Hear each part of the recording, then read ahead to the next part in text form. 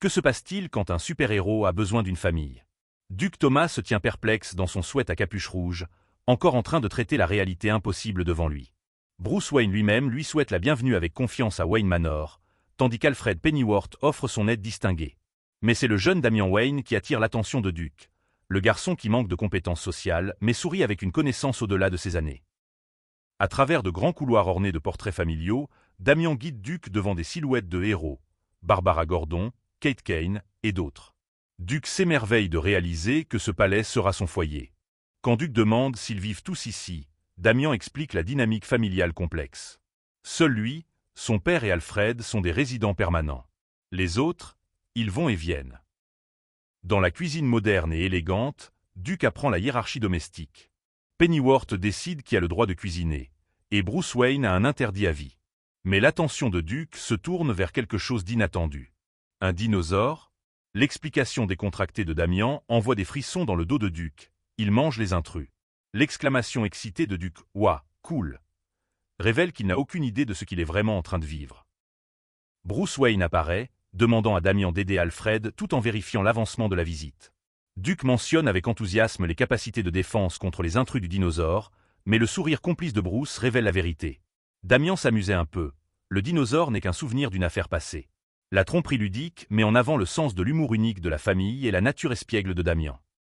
La réaction surprise de Duke face à la grille laser révèle à quel point cette nouvelle réalité est écrasante. Bruce le rassure en disant qu'il ne l'active que la nuit, mais Duke ressent le poids de l'adaptation peser sur lui. Les mots compréhensifs de Bruce offrent du réconfort. Emménager dans une nouvelle maison est difficile, mais le soutien est toujours là. Se tenant ensemble en surplombant le domaine, Bruce prononce les mots que Duke avait besoin d'entendre, « Bienvenue dans la famille ». La bas-famille arrive en force, chacun montrant sa personnalité distincte. Jason Todd, le Red Hood, admet qu'il est ici uniquement pour la légendaire pâtisserie d'Alfred. Tim Drake, Red Robin et Génie accro au café, taquine Jason sur son affection évidente pour le manoir. Pendant ce temps, Cassandra Cain exprime sa confusion quant à leur retour collectif. Mort, résurrection et intellect de niveau génie. Cette famille porte de lourdes charges sous leur masque de super-héros. Dans la salle à manger magnifiquement décorée, Duke assiste à un impressionnant festin de dessert. La tradition familiale devient claire. Si personne ne se blesse pendant les patrouilles, Alfred prépare des pâtisseries primées.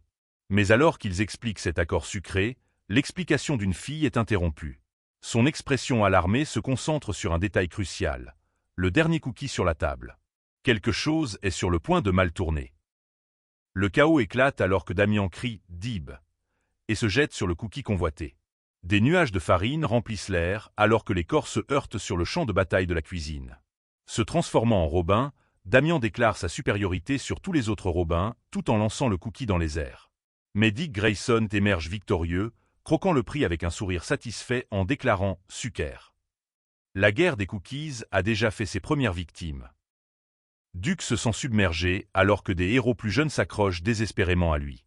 Il pousse contre leur assaut ludique, exigeant qu'il le lâche tandis qu'il refuse de le faire. Bruce Wayne observe en arrière-plan avec son expression sérieuse caractéristique, regardant le chaos se dérouler. Mais ensuite, l'attitude de Bruce change. Ce sourire familier apparaît alors qu'il déclare « Amenez-le ». Le chevalier noir est sur le point de rejoindre la mêlée. Le combat simulé commence pour de bon. Batman crie « Esquivez !» tout en évitant les attaques, sa cape flottant de manière dramatique. Jason Todd grince des dents pour « bloquer » les frappes entrantes. Batgirl exécute un coup de pied au parfait, envoyant un cookie volé dans les airs avec un « fouoche » satisfaisant. Et Alfred, il se tient sereinement dans son smoking formel, prêt à déclarer « attrapé ». L'œil de cette belle tempête. Alors que la poussière retombe, Alfred souhaite la bienvenue à tout le monde chez eux avec sa grâce caractéristique. La famille se rassemble dans la salle à manger élégante, sans être blessée après leur bataille ludique. Barbara Gordon entre vêtue de vêtements décontractés, déjà préparée avec du café pour son père Jim Gordon. L'atmosphère familiale chaleureuse se révèle. Sous tout le drame des super-héros se cache quelque chose de merveilleusement ordinaire. À la bibliothèque, le commissaire Gordon demande à Barbara comment s'est passée sa journée, tandis qu'elle répond avec désinvolture qu'elle a aidé un enfant à lire. Mais la scène change pour révéler son vrai travail. Oracle surveillant les opérations de Batman à travers plusieurs écrans. Elle rappelle à Robin les instructions claires de Batman, tandis que le jeune Damian est assis, frustré dans son costume, se demandant ce que disait réellement la note. À l'intérieur de la Batmobile, la frustration de Damian déborde. Une note collée au tableau de bord déclare qu'il est trop jeune pour conduire, mais il trouve la formulation ambiguë. Ses supplications pour contourner les contrôles tombent dans l'oreille d'un sourd. Oracle refuse fermement sa demande. Pendant ce temps, dans un café, la conversation décontractée masque l'urgence qui monte à la Gotham Bank, où des voleurs sont sur le point de forcer le coffre. Stephanie Brown remet en question l'exactitude de leurs informations pendant que son partenaire semble inquiet. Oracle affirme avec confiance que son intelligence est parfaite. Mais ensuite, la vérité dévastatrice émerge sur l'affichage de la carte. Ils sont à la mauvaise banque. L'expression choquée de Stephanie reflète l'inquiétude de son partenaire, alors qu'Oracle admet timidement son erreur avec un simple « oups ». Même les meilleurs font des erreurs critiques. Au-dessus de la ligne d'horizon de la ville, deux héros partagent un moment de légèreté. Le héros vêtu de rouge avertit humoristiquement son compagnon en costume violet de ne pas mentionner leur erreur à Batman. La scène se transforme en une salle à manger où Barbara et le commissaire Gordon discutent de leur travail respectif. Lorsque Gordon mentionne les vigilants empêchant un récent vol de banque, la critique désinvolte de Barbara laisse entrevoir des tensions familiales sous-jacentes. La confusion de Gordon s'intensifie alors que Barbara rejette avec désinvolture sa question sur son commentaire précédent. Mais l'ambiance change radicalement lorsque Batman examine une grave faille de sécurité. 3 planques perdues en 4 mois sans déclencher d'alarme. La carte marquée de points rouges révèle l'ampleur de la menace. Quelqu'un cible systématiquement les ressources de Batman avec une précision chirurgicale. Le visage de Damian reflète une profonde inquiétude alors qu'il envisage une catastrophe potentielle. Bruce infiltre un autre endroit, expliquant ses nouveaux systèmes d'alarme pour attraper le voleur. Dans la Batmobile, la détermination de Damian se cristallise, il est temps de mettre fin à cette menace. Bruce se tient prêt à agir, se demandant quel vilain a l'audace de voler Batman en plein jour. Riddler, Bane. La chasse commence. Batman atteint l'interrupteur de lumière dans la pièce chaotique, notant que les intrus n'ont pas terminé leur travail. Il devait savoir qu'il arrivait. Mais comment? Alors qu'il cherche des indices parmi les objets éparpillés, un bruit de chasse d'eau soudain rompt le silence. Son expression devient alerte. Le voleur n'est pas parti. Ils sont toujours là, cachés en pleine vue. Des bottes noires annoncent une confrontation imminente. Un jeune homme aux cheveux bleus en désordre émerge avec confiance, affirmant qu'il a trouvé l'endroit dans cet état. Batman l'affronte avec une composure sévère tandis que l'intrus suggère audacieusement que Batman devrait mieux s'occuper de ses affaires. Le simple « Afen » de Batman contient à peine son exaspération. Les ombres de la zone de stockage créent le décor parfait pour cette rencontre tendue. Le jeune voleur saisit rapidement un objet sur la table et sort en hâte, agitant joyeusement la main. Batman se tient dans une incrédulité frustrée, soupirant lourdement en réfléchissant à ses envois mensuels de gadgets. Son exclamation exaspérée, « Incroyable !» capture parfaitement l'absurdité de la situation. Même le plus grand détective du monde peut être surpassé par un jeune voleur effronté avec du caractère. Le gymnase de Wayne Manor bourdonne d'activité alors que Damian rencontre Dick Grayson et Jason Todd en plein entraînement. Dick salue Damian de manière décontractée tandis que Jason, soulevant des poids avec son corps musclé, répond aux commentaires taquins de Dick sur les jours d'entraînement léger. La réponse confiante de Jason révèle qu'il était juste en train de s'échauffer. La camaraderie entre ces héros aguerris montre leur côté plus doux et humain. Deux garçons s'engagent dans un défi de fitness intense. L'un lutte à travers des pompes, haletant alors qu'il atteint la 100e répétition, tandis que son partenaire le soutient. Mais un autre garçon rejette l'accomplissement, tenant avec confiance un haltère et déclarant que les pompes ne sont rien. L'atmosphère compétitive s'intensifie lorsqu'un troisième garçon traite les autres de pathétiques, son regard méprisant perçant à travers la camaraderie du gymnase. La compétition s'intensifie alors que les équilibres deviennent le nouveau défi. Un garçon démontre une forme parfaite tout en conseillant avec confiance un autre sur ce qu'il devrait faire. Un challenger plus grand rejette avec désinvolture le jeune garçon, lui disant qu'il n'est pas spécial. Les enjeux montent lorsqu'ils établissent les règles. Le premier à atteindre s'en gagne. Les 3 garçons se positionnent pour le test ultime d'endurance et de fierté. Plus tard dans la nuit, les conséquences arrivent à la table du dîner. Une jeune femme avertit que c'était une mauvaise idée alors qu'un garçon torse nu grimace de douleur, répétant qu'il est submergé par les courbatures. Un garçon plus petit lutte désespérément pour atteindre de la nourriture à travers la table, tandis que son compagnon offre un encouragement silencieux. Le triomphe de la femme, « Je vous l'avais déité », capture parfaitement l'issue prévisible de leur rivalité au gymnase. Dans l'étude remplie de livres, Damian approche Dick avec une boîte mystérieuse. La curiosité de Dick atteint son paroxysme lorsque Damian explique avec enthousiasme son shopping de souvenirs de la Justice League. Il a acheté des objets mettant en vedette les héros préférés de tout le monde. L'appréciation de Dick pour la prévenance de Damian brille alors que le jeune Wayne se prépare à partir, annonçant joyeusement son départ. Sous l'extérieur dur se cache un véritable soin pour sa famille. La réaction de Jason en recevant des souvenirs de Superman en dit long. Superman. Evidement. La scène se déplace vers sa séance de boxe intense, chaque coup ponctué de POW satisfaisant. Lorsque Bruce le salue de manière décontractée, Jason répond avec la même désinvolture. Mais Bruce remarque le pantalon avec le logo de Wonder Woman de Jason et son « haine ». Pensif suggère des pensées plus profondes sur les choix de héros de ses fils. Dans la salle remplie de technologie, Duke apprend des leçons précieuses de Barbara Gordon. Elle souligne que la technologie est tout aussi cruciale que le combat physique pour les vigilants. La confiance de Barbara rayonne alors qu'elle explique comment Oracle lui permet des capacités au-delà de ce que Batgirl aurait pu faire. Mais l'expression choquée soudaine de Jason et la question préoccupée de Barbara suggèrent qu'une révélation inattendue vient d'émerger. La tension éclate au dîner alors que Duke insiste sur le fait que tout va bien tout en tenant des papiers de manière défensive. L'agitation de Jason explose lorsqu'il découvre que Stephanie a choisi Green Arrow comme son héros préféré. Son incrédulité résonne dans la salle à manger alors que Stephanie sirote son verre, défendant son choix.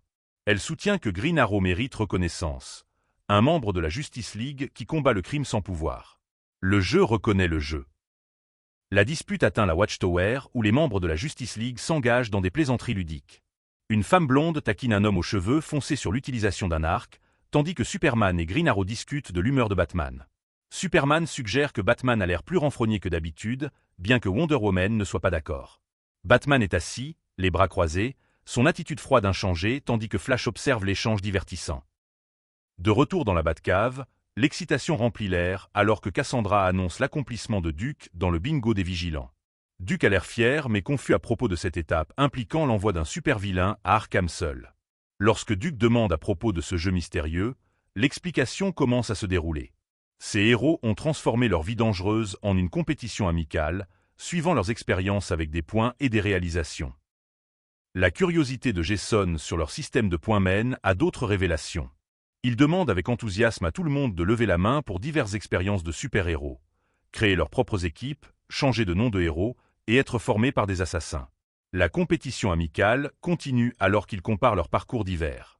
Un tableau de classement comique apparaît, listant leurs multiples alias de super-héros et révélant la complexité de leurs histoires entrelacées. Le jeu prend une tournure plus sombre lorsque Jason demande à propos d'être tué et de revenir à la vie. Son observation désinvolte que cela arrive plus souvent qu'on ne le pense envoie des frissons à travers le groupe. Duke exprime sa réticence à continuer à jouer, tandis qu'un autre personnage évoque des farces sur Batman. L'ambiance s'allège alors que quelqu'un partage l'histoire de remplacer des bombes fumigènes par des bombes à paillettes, transformant leur traumatisme en rire partagé. Un garçon blond exprime son impatience d'entendre plus d'histoires, tandis que l'excitation monte parmi le groupe. Le récit se déplace vers la réflexion alors qu'un personnage se souvient que devenir un super-héros semblait être le chemin le plus effrayant possible. Il se rappelle son premier aperçu de quelqu'un de spécial dans une salle de gym de Gotham, mettant en place une histoire romantique. Mais quand il est surpris à regarder, la question maladroite « Qui regardes-tu » brise sa rêverie. Devant la grille de l'école, l'anxiété romantique des adolescents se déploie. Un garçon nerveux en costume marine insiste sur le fait qu'il ne regardait pas tout en posant des questions hypothétiques sur comment inviter des filles.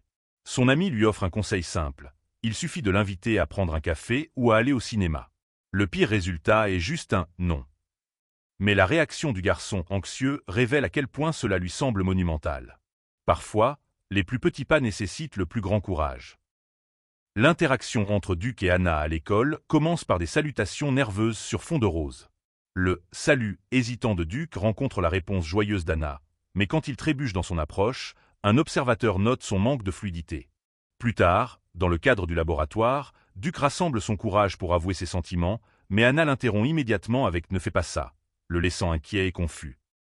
Dans le couloir lumineux de l'école, Anna s'approche de Duke de manière ludique, commentant à quel point il a pratiquement couru après le cours. Elle lui offre quelque chose de spécial, son numéro de téléphone pour des séances d'études. Mais ensuite, elle ajoute les mots magiques, ou pour voir un film ou quelque chose. La surprise et l'incertitude de Duke sont palpables alors qu'il traite si elle vient de lui demander de sortir. Parfois, La réponse arrive quand on s'y attend le moins.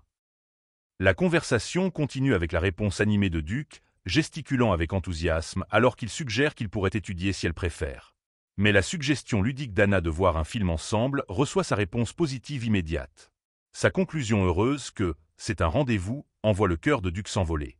Dans le dernier moment, il admire la petite carte avec son numéro, souriant d'excitation pure à propos de ce qu'il attend. La célébration de la victoire de Duke éclate alors qu'il descend les marches de l'école, criant « oui » avec une joie incontrôlable.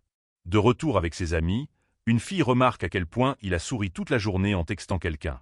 Malgré ses questions taquines sur son contact mystérieux, Duke essaie de rester cool, insistant sur le fait que ce n'est rien. Mais son sourire constant trahit la vérité. Quelque chose de merveilleux s'est produit. Anna s'empare du téléphone de Duke, l'interrogeant sur le fait d'avoir une petite amie, tandis que son ami se joint à l'interrogatoire ludique. La confirmation par texto de leur rendez-vous ce soir apparaît à l'écran, provoquant l'excitation parmi le groupe. Il célèbre le succès romantique de Duke tandis qu'il essaie de maintenir sa vie privée, leur disant brusquement que ce n'est pas leur affaire. Mais leur enthousiasme est contagieux. Duke a trouvé quelque chose de spécial. Dehors, au café élégant sous les lumières du soir, Duke semble anxieux alors que son rendez-vous arrive. Elle s'excuse d'être en retard tout en complimentant le restaurant recommandé par son frère Dick. Mais à proximité, un groupe de membres de sa famille tente de les espionner. Leur déguisement terrible échoue de manière spectaculaire alors que la fille blonde s'inquiète d'être repérée. La couverture est soufflée, la surveillance familiale a été détectée. L'histoire de couverture de l'équipe de surveillance s'effondre alors qu'ils sont pris la main dans le sac. Une femme blonde en lunettes de soleil clame son innocence tandis que d'autres reconnaissent leurs déguisements horribles. La frustration du jeune homme aux cheveux foncés face à leurs déguisements idiots transparaît alors qu'ils essaient de maintenir une attitude décontractée. Lorsque son rendez-vous lui demande des nouvelles de sa famille, le moment maladroit se cristallise. Comment expliquer que votre famille est composée d'espions professionnels? Le soulagement de Duke est palpable alors qu'il demande si le rendez-vous est ruiné par l'interférence de sa famille. La réponse confiante de son rendez-vous le rassure. Sa famille n'est pas si effrayante et elle n'ira nulle part. Le moment romantique atteint son apogée alors qu'il lui offre des roses, avec un symbole de cœur flottant au-dessus d'eux. Mais quelqu'un hors champ exprime son dégoût avec un « blé », soulignant le contraste entre la romance et les taquineries familiales. Le chagrin arrive sur un porche faiblement éclairé alors que Duke est assis seul dans son sweat à capuche bordeaux, l'air perdu.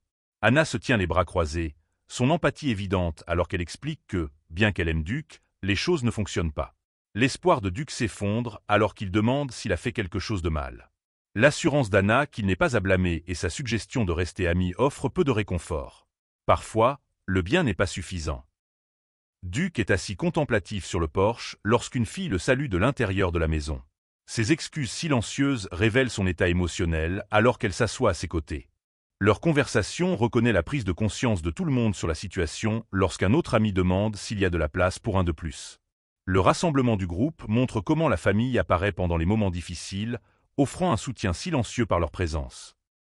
Dans le couloir faiblement éclairé, 3 amis apportent un soutien émotionnel alors que Duke lutte avec sa rupture.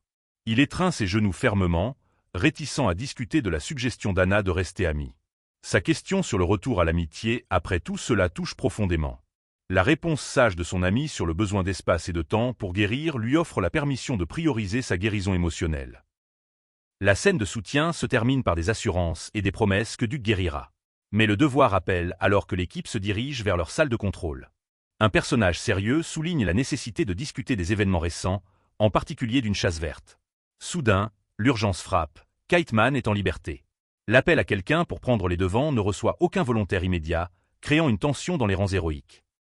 La frustration de Duke monte alors que Stephanie rejette Kite Man, déclarant un refus catégorique. Elle explique que Kite Man essaie de devenir son némésie, tandis qu'elle remet en question son obsession pour elle. Malgré les protestations de Duke que son raisonnement n'est pas valide, elle reste ferme dans son refus. L'acceptation réticente de Duke de revenir à Kite Man plus tard montre les défis de la politique d'attribution des héros. L'attribution des héros continue alors que Tim est volontaire pour une affaire impliquant un Ridley contrefait. Ces protestations tombent dans l'oreille d'un sourd alors qu'un autre personnage le remercie d'avoir été volontaire. L'offre désespérée de Tim de $20 pour passer l'affaire est rejetée. La conversation se déplace vers leur rencontre précédente avec Condiment King, dont l'armement absurde a causé une frustration durable parmi l'équipe. Le débat sur l'attribution des vilains atteint un niveau d'absurdité maximale, alors que Stephanie accepte joyeusement de combattre Kite Man plutôt que Condiment King. Cassandra rejette fermement la demande de son compagnon, levant les mains en signe de rejet ludique avant de le renvoyer d'un geste désinvolte. Son soupir exaspéré indique une acceptation réticente de quel que soit le défi qu'elle a suggéré. Même les super-héros ont des préférences sur les vilains ridicules qu'ils affronteront. Le rire remplit l'air alors que quelqu'un se souvient d'avoir eu besoin de 3 semaines pour enlever l'odeur de moutarde de leur uniforme après la dernière rencontre avec Condiment King. Le traumatisme partagé devient comédie alors qu'ils expriment leur soulagement que la stratégie récente ait fonctionné. Mais la scène change radicalement lorsqu'un fort « clac » interrompt quelqu'un en train d'écrire dans son bloc-notes. Un nouvel arrivant entre, apportant une nouvelle tension. Quel nouveau défi attend cette famille peu conventionnelle? Dans la cuisine chaleureuse, Tim Drake griffonne des notes tandis que Damian Wayne frappe avec une précision silencieuse. Le stylo disparaît de la prise de Tim. Désolé, Damian hausse les épaules, mais il doit écrire quelque chose. La frustration de Tim déborde alors que Damian le taquine sur le partage. Où est-il? Tim cherche désespérément dans les placards. Mais le sourire triomphant de Damian révèle la vérité. Il a déjà réclamé son prix. Le lendemain matin apporte des conséquences. La tasse Coffee Cream Fighting de Tim goûte avec des modifications artistiques. Les projets artistiques de Damian ont encore une fois fait une victime. Tu devrais apprendre à partager, lance Damian sans aucun remords. Mais la vengeance est un plat qui se sert avec une précision laser. Des rayons rouges tranchent à travers la chambre de Damian alors qu'il crie pour Drake. Tim se tient en boxé, bouillant de colère. Il a une réunion aujourd'hui, et son petit frère vient de rendre cela infiniment pire. Au quartier général high-tech, la panique se propage comme une traînée de poudre. Les cheveux verts du garçon ébouriffé déclenchent une alarme immédiate. Joker? Vert? Sérieusement. La présence autoritaire de Batman perce le chaos. Ne me fais pas appeler Alfred, avertit-il avec une gravité mortelle. La situation est maîtrisée, confirme le jeune vigilante, se retirant instantanément. Même les super-héros savent quand ils ont trop poussé Bruce Wayne. La célébration d'anniversaire appelle, mais Damian Wayne reste impassible parmi les ballons et les cadeaux. Nous avons 1 heure de retard, annonce Dick avec une joie forcée, caméra à la main. On peut couper le gâteau? La patience de Damian s'effrite. Ce n'est pas tous les jours qu'un Wayne fête ses 9 ans, insiste la famille. Mais le froncement de sourcils de Damian s'approfondit. Stupide Batman et ses stupides célébrations, murmure-t-il, les bras croisés en défi. Dans la salle de célébration somptueuse, Damian examine ses cadeaux avec un regard critique. Cette arbalète n'est pas du tout aussi impressionnante que les épées que mère lui lançait, déclare-t-il avec un mépris d'étudier. La famille revient, et les attentes de Damian montent. Qu'est-ce que vous m'avez apporté? Bruce arrive avec un peu de retard, offrant des vœux d'anniversaire et des excuses. Tu es toujours en retard, rétorque Damian. Certaines choses ne changent jamais, même les jours spéciaux. Bruce a du mal avec les cadeaux, admettant qu'il n'était pas sûr de ce qu'il fallait choisir. Dick et Cassandra ont suggéré quelque chose de spécial. C'était l'idée de Dick de visiter l'agence d'adoption, explique-t-il hésitamment. Puis, ouaf. Un chiot marron apparait, la chiu remoine de joie purée. Les yeux de Damian s'élargissent de surprise sincère. Est-ce réel? Cette boule d'énergie pourrait-elle vraiment être à lui? Damian berce le chiot, son masque stoïque habituel se fissurant en un bonheur sincère. Mère n'a jamais permis d'animaux, disait que les attachements aux êtres vivants vous rendaient faibles, confie-t-il. Mais maintenant, assis, roi du meurtre. Ordonne-t-il avec autorité. Ce n'est pas un nom approprié pour un chien, proteste Barbara depuis son fauteuil roulant. La famille échange des regards amusés alors que quelqu'un frappe. Qui veut du gâteau? La célébration peut enfin commencer sérieusement. La salle d'anniversaire explose de célébration alors que Dick tient le magnifique gâteau, les bougies flamboyantes. Joyeux anniversaire résonne en harmonie, tandis que les caméras capturent chaque moment.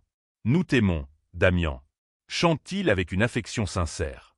Mais le garçon d'anniversaire maintient sa forteresse de scepticisme.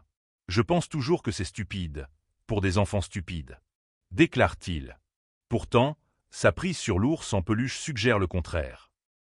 Dans la salle de dressing opulente, Bruce reçoit les derniers ajustements de son smoking. « Tu es sûr de vouloir y aller seul ?» demande Alfred en attachant le col. « Je pense qu'il vaut mieux pour tout le monde qu'il ne vienne pas », grimace Bruce. « Tu te souviens de ce qui s'est passé la dernière fois ?» Le flashback révèle la vérité. Une femme élégante cajole le jeune Damian. « N'es-tu pas juste la chose la plus mignonne ?» Mais la réponse froide de Damian coupe comme une lame. « Je feiste tout. Le couteau apparaît dans la prise de Damian avec une aisance maîtrisée. Snatch. Mais la réponse de Bruce est immédiate et définitive. Pas de couteau. La protestation de Damian tombe dans l'oreille d'un sourd. Non. Couteaux. Alfred suggère plutôt maître Timothy. Dans la salle à manger luxueuse, Tim et Bruce sont entourés d'une cuisine exquise. Mais parfois, les armes les plus dangereuses ne sont pas en acier. Wump. Le visage de Tim rencontre son assiette alors que l'épuisement le rattrape enfin. Le garçon était éveillé depuis plus de 36 heures, explique Bruce à l'assemblée préoccupée. C'est exactement pourquoi je lui ai dit de ne pas venir, ajoute-t-il avec frustration paternelle. Alfred suggere Mademoiselle Cassandra comme alternative. Mais quand il lève les yeux, elle a déjà gravi des hauteurs qui défieraient un alpiniste, tout en portant des talons. Dans le lieu de fête somptueux, Bruce et Alfred évaluent leurs options en déclin. Elle ne va pas se cacher toute la nuit, n'est-ce pas? Bruce se demande à voix haute. Elle le ferait. Elle l'a fait, confirme Alfred avec une certitude bienveillante. Maître Jason est en ville, suggère-t-il avec espoir. Mais le refus catégorique de Bruce résonne à travers les halls ornés de lustres. La nuit s'allonge, et les enfants de Batman deviennent de plus en plus insaisissables. Dehors du domaine, Bruce confesse sa dernière défaite. Stéphanie m'a ri au nez la dernière fois que j'ai suggéré qu'elle vienne avec moi, admet-il à Alfred. Je suppose que tu devras braver ça seul alors, répond Alfred avec son esprit caractéristique. Tu pourrais toujours venir, suggère désespérément Bruce. La réponse d'Alfred coupe plus profondément que n'importe quelle lame de vilain. Tu ne me paies pas assez pour ça, monsieur. Le toit de la ville devient le poste de commandement de Batman alors qu'il poursuit Firefly à travers les ombres de Gotham. Je ne vais pas laisser Margie de la PTA obtenir les meilleures places encore une fois, déclare-t-il dans son communicateur. Son enfant n'est même pas si bon danseur. Alfred lui rappelle que ce n'est pas une compétition. Dans le théâtre en dessous, le public s'installe alors que les lumières s'éteignent.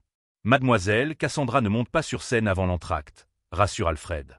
Mais Batman arrivera-t-il à temps? L'entracte arrive avec une tension croissante. C'est l'entracte, où es-tu? Exige Alfred avec urgence. J'arrive, répond Batman depuis son véhicule en vitesse. Puis le cri perce l'atmosphère élégante du théâtre. Ah, était-ce un cri? Demande Alfred, son attitude calme se fissurant. Je dois y aller, garde ma place, déclare Batman. Le public du théâtre se déplace nerveusement alors qu'Alfred traite le chaos. Très bien, monsieur. Pilote automatique engagé. Alfred prend le contrôle alors que le chaos se déploie à travers la ville.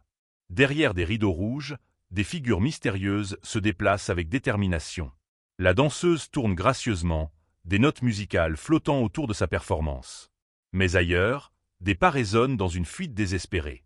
Cours, cours, cours. Une porte claque alors que quelqu'un fait irruption, haletant et tenant des fleurs.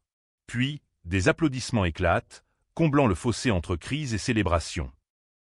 Dans la lueur bleue de la Batcave, Bruce se penche sur son ordinateur avec une intensité familière. « Tu as atteint ton quota de temps de brooding aujourd'hui, maître Bruce », observe Alfred avec une douceur ferme. « Je pense que tu devrais monter. » Mais la réponse de Bruce est aussi prévisible que le taux de criminalité de Gotham.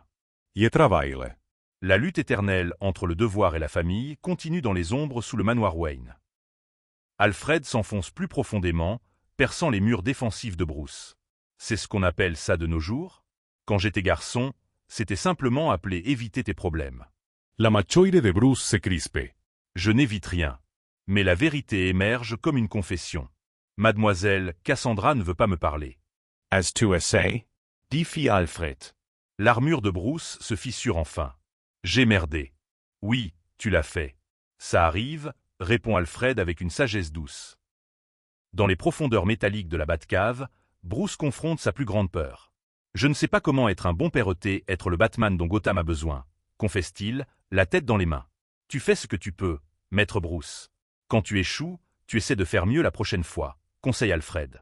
Personne ne s'attend à ce que tu sois parfait. Je pense que Damian le fait, rétorque Bruce. Mais la solution d'Alfred est élégamment simple. Répare-le. Très bien, maître Bruce. Knock knock. Le son résonne comme un battement de cœur alors que Bruce se tient devant la porte de Cassandra, rose à la main. Ça te dérange si j'entre? Sa voix porte le poids d'excuses non dites. D'accord, répond-elle simplement. Je suis vraiment désolé d'avoir manqué ta performance. J'aurais dû être là. Les fleurs semblent insuffisantes face à l'ampleur de son absence. Je ne peux pas promettre que je serai parfait, mais je promets de faire mieux. Tu es importante pour moi. Je suis vraiment désolé. Sur le canapé, père et fille retrouvent leur rythme. Je veux toujours vraiment voir ta danse, dit Bruce avec sincérité. Si tu es prête. Le sourire de Cassandra illumine la pièce comme des lumières de scène. Son excitation déborde alors qu'elle révèle sa surprise. « Qu'est-ce que tu as fait ?» demande Bruce, bien que sa joie fournisse déjà la réponse. Le théâtre attend, et cette fois, il ne manquera pas son moment. Juste pour ce soir. Juste pour nous, promet Cassandra, les bras levés en invitation. Bruce applaudit avec enthousiasme, sa façade d'affaires fondant en une fierté paternelle pure. Mais leur célébration privée est interrompue par des nouvelles urgentes. Bruce vient d'appeler, leur vol a été retardé à cause du temps, annonce Tim, téléphone à la main. Alfred va être stressé à propos des préparatifs de vacances. Penses-tu qu'il y a un moyen de l'aider? La famille Wayne se mobilise. Dans la cuisine chaleureuse, Damian remet en question leurs plans ambitieux. Aider? Comment? Demande-t-il la bouche pleine de pâtisserie. Peut-être pourrions-nous faire les tartes? Suggère Bruce avec un enthousiasme dangereux. Cela ferait gagner un temps énorme à Alfred. Le sarcasme de Kate Kane perce l'esprit de fête. Littéralement, la seule instruction qu'Alfred a laissée était de ne pas utiliser sa cuisine. Mais l'optimisme de Bruce ne connaît pas de limite. Que pourrait-il bien arriver? La prédiction de Stéphanie résonne de manière sinistre. Ça va être un désastre. Mais la famille avance, énumérant les variétés de tartes comme des stratégies de bataille. Citrouille, noix de pécan, pommes, rhubarbe aux fraises, l'arsenal habituel de dessert d'Alfred. Alors, quelqu'un sépare ou commencer? La question flotte dans l'air de la cuisine comme de la fumée d'un dîner brûlé. Tim lève la main avec espoir. J'ai trouvé une recette sur mon téléphone. Le grand expérience de pâtisserie de la famille Wayne commence. Cass trouve les plats à tarte, Tim délègue avec une confiance mal placée. Non, je ne fais pas partie de ça, proteste-t-elle, les mains levées en reddition. Mais quand les plats apparaissent, le désastre suit. La garniture n'a pas l'air correcte, observe-t-il avec une inquiétude croissante. J'en ai trouvé un. Résonne à travers la cuisine. Mais trouver les plats était apparemment la partie facile de cette catastrophe culinaire. L'inspiration frappe comme un éclair. Mais que fais-tu? Demande quelqu'un alors que le chaos éclate autour du bol de mélange. Megatart. La déclaration résonne dans la cuisine alors que des éclaboussures volent partout. Woea. La famille regarde avec émerveillement alors que leur simple projet de pâtisserie se transforme en quelque chose d'inédit. Mettons ça au four. Mais la réalité s'effondre. Tu veux dire le four que tu n'as jamais allumé? 15 minutes plus tard, le doute s'installe. Ça ne devrait pas prendre autant de temps. Si? Damian remue nerveusement tandis que ses frères et sœurs dansent autour de la cuisine dans une ignorance joyeuse. Bam. La porte annonce le retour de Bruce et Alfred. Dépêche-toi. Ils sont de retour. Sortons la tarte. Bruce examine leur création avec optimisme. Je suis sûr que ça va être bon, mais l'expression d'Alfred raconte une histoire différente. Bon Dieu. Avant que tu ne dises quoi que ce soit.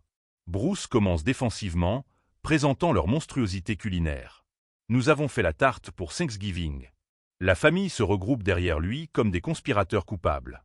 Comme, c'est attentionné, parvient à dire Alfred diplomatiquement, bien que les mots lui échappent clairement. J'ai vraiment essayé de les arrêter, confesse Barbara.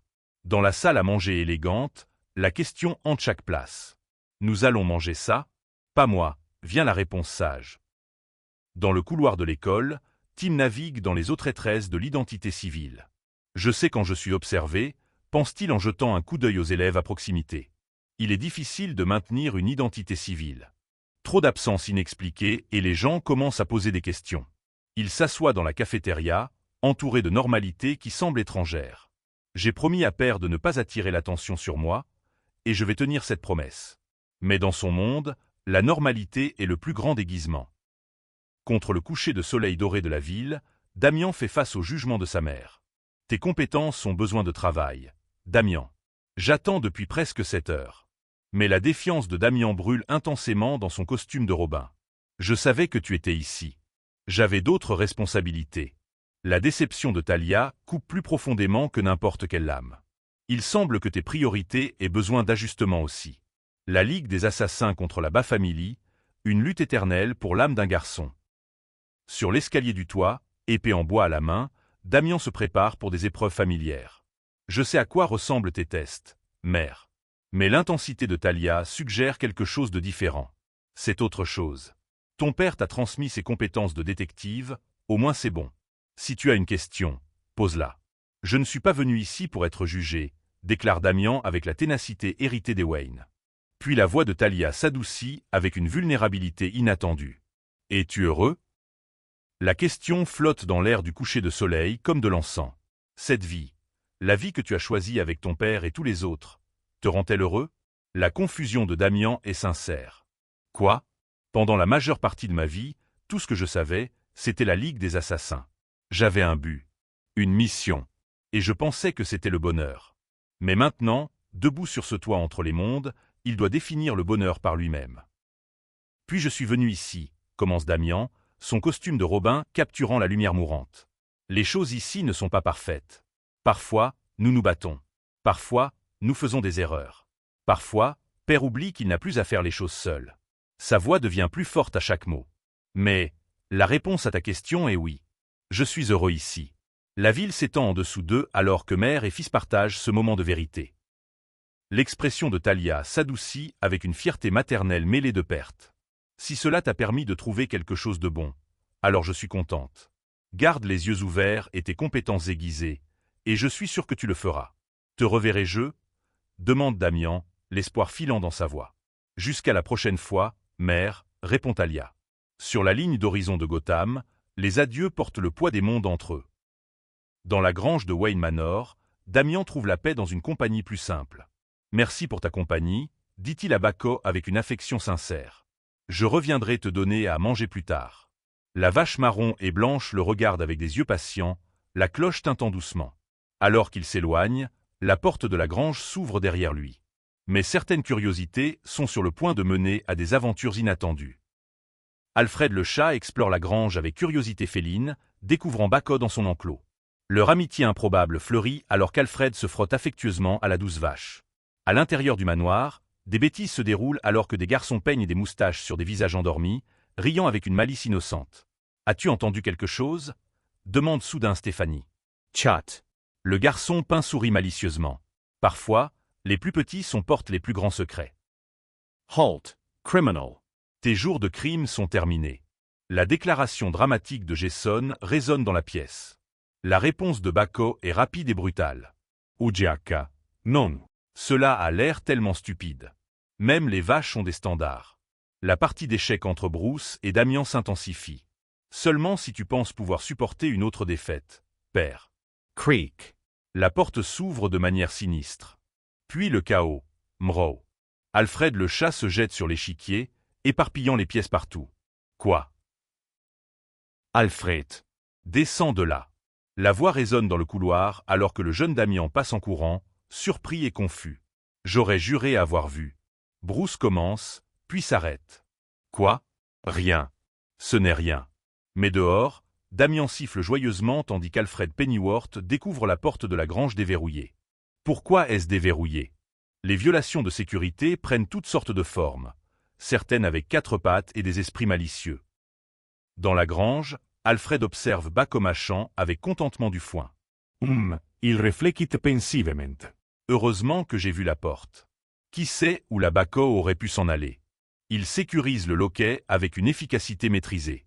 Le fidèle majordome ne sait pas que certains mystères ont déjà commencé leur grande évasion, avec l'aide d'alliés inattendus. Alerte intrus. Des avertissements rouges clignotent à travers la Batcave alors que Duke cherche frénétiquement dans les ombres. Où?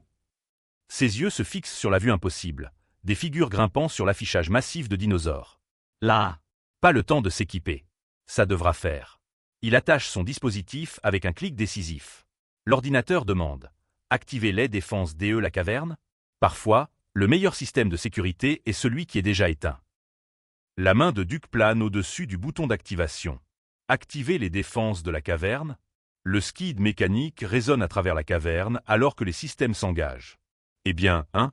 Murmure Duke alors que son doigt trouve l'interrupteur. Roar. Le son lointain envoie des frissons dans sa colonne vertébrale. Le dinosaure cartoon se met en mouvement avec une fin préhistorique, ses mâchoires se fermant sur une proie sans méfiance. Parfois, les défenses les plus ridicules sont les plus efficaces. Ouah, souffle Duke alors que le chaos se déroule devant ses yeux. La figure tactique pend désespérément de sa corde, tandis que le massif T-Rex claque ses mâchoires avec enthousiasme affamé. Snap. L'intrus se débat désespérément le long de la ligne, mais l'évasion semble impossible. Oh non, tu ne le feras pas. Duke intervient avec une action précise. Ea. Le cri résonne alors que son arme tranche l'air. La bouche du dinosaure s'ouvre largement, prête pour son repas préhistorique.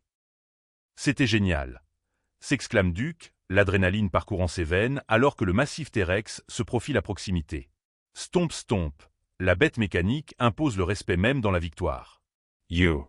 Duke réalise qu'il se tient remarquablement près d'un dinosaure fonctionnel. Duke. Fais attention. C'est important, Duke. La voix d'urgente perce son émerveillement. Quoi? Je venais juste de... Il se frotte le front, accablé par la rencontre surréaliste. Oh, je suppose que j'ai dû m'assoupir une seconde, admet Duke avec timidité. L'expression sévère de Bruce suggère que ce n'est pas la première fois. Nous devrons donc recommencer depuis le début. Le briefing d'urgence reprend avec une gravité mortelle. Plan d'urgence M02, dans le cas où Gotham serait envahi par une armée de chauves-souris hommes. Les yeux de Duke s'élargissent alors que la réalité s'effondre. Certains rêves ne sont que des exercices d'entraînement. D'autres sont des cauchemars attendant de se produire.